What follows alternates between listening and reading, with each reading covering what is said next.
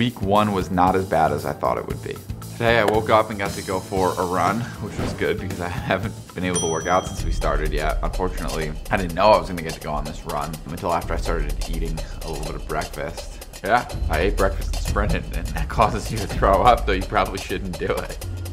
First embarrassing thing I didn't want to do on camera. Check.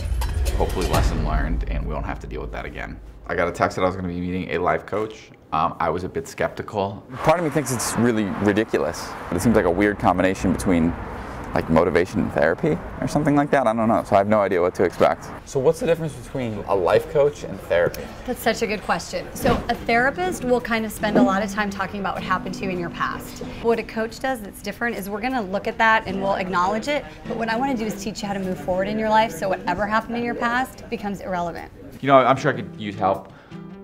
Finding a career, finding a girl would be a nice thing as well. If she's someone who her job is to try to help me do that, then by all means, I'm not just gonna say no, go away. Your view of the world, I call it boxing gloves, which means you are out there every day, Tristan, and you're like, and you're like bobbing and weaving, right? Absolutely. Well, I have an economics degree, right? So the first thing they teach any economics student, day one, there are limited resources, so everybody's in competition for them. But this all impacts your ability to be a good employee, a good boss, a good manager, a good boyfriend, a good son, all that stuff. You want to use that like competition thing to your advantage. I'm going to send you off on an adventure. And I want you to notice what about it gets you excited, what about it gets you frustrated. Keep track of what's going on in your head. This is what I'm doing in the middle of the day today. Great decision or the greatest decision?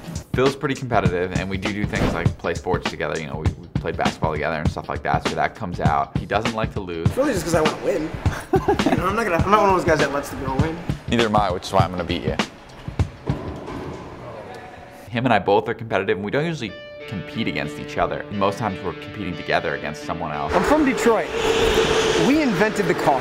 This will be good.